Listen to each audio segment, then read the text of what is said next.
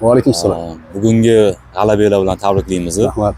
Oxirgi golni urib, o'yinning yaxshi o'yinchisi nomini oldingiz. Endi bizni yoshimizni hisobga olishyapti-da. Endi ko'proq oxirgi gollarni urib kamandan olib chiqib ketganlar qahramonga aylanadi. Hop, sizga savolimiz shu, mana hozir Havas ligasida, Super ligada Mevachi jamoasida ishtirok etyapsiz. O'zi avvalo jamoa sizni qanaqa qabul qildi? Rahmat avvalo savol uchun. Ayniqsa bu o'yinni tashkil qilgan tashkilotchilarga va o'yinchilarga tashakkur, rahmat aytaman. Jamoa meni xuddi bir ustoz singari, ya'ni hayotda hurmat, e'tibor ma'nosida qabul qilishyapti. Unaqa loyiq bo'lmasak ham, men yoshligimda yaxshi o'ynardim o'zim futbolni. Endi sal yosh o'tgandan keyin vesim sal og'irroq, ko'p yugurishlikda tezlik yo'q. Lekin menga qarab o'ynashyapti. Ya'ni imkon bo'lsa oshirishyapti. Sharoit yaratishyapti. 3 ta 4 ta 5 ta imkoniyatdan bitta yarimta o'xshab qolyapti. Bugun komandamiz bizga qarshi o'ynagan komandani o'yinchilari, atlis, ya'ni yoshlar ekan, charchamas ekan umuman.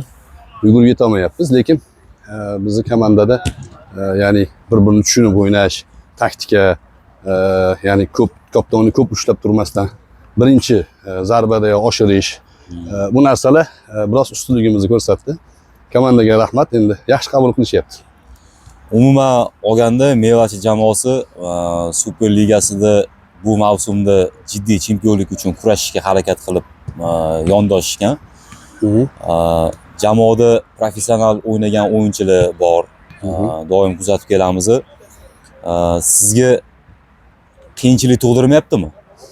Albatta qiyinchilik tug'diryapti. Men hozirgi yoshimda ko'proq milliy futbolda sal aktivroq o'ynash imkoniyatim bor. Endi biroz stadion kattaroq, tezroq yugurish kerak. Bizning komanda aytganingizdek usta o'yinchilar, professionallar bor, 3 ta 4 ta. Ular meni hisobga olishyapti. Masalan, odatda koptokka oldinga tashlasa, o'tib yetib olish kerak. Lekin meni oldimga tashlab berishyapti. Shunaqa e'tiborga olib o'ynashyapti. Hurmat yuzasidan. Hurmat va o'yinchini e'tiborga olishyapti. Ya'ni endi o'yinda ya'ni hurmat qilsa orqaga o'tib ketib qoladi. Koptokka yetib olishimni hisobga olishyapti-da. Lekin harakatingiz bor. Endi harakat qilyapmiz. Bugun bitta oxirgi gol nasib qildi. Liga to'g'risida qanaqa fikrga ega bo'ldingiz? Ligadagi o'yin professional tashkil qilingan. Sudyalar tortishyapti, o'yinchilar jon berib o'ynayapti, jon jahdi bilan. Asosan bizda hozir O'zbekistonda prezident janoblarining sportga bo'lgan e'tibori, sportdagi islohotlar, futbolni o'zim qo'limga olaman degan gaplarining natijasini ko'rib turibmiz. Hamma stadionda hamma futbol o'ynayapti.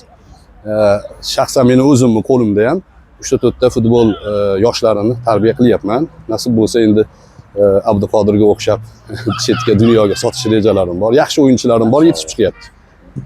Undan tashqari bu musobaqalar ham shu o'yinchilarimizni saralab, ya'ni media klublar ochishyapti va kelajakda mana jahon chempionatiga chiqdik.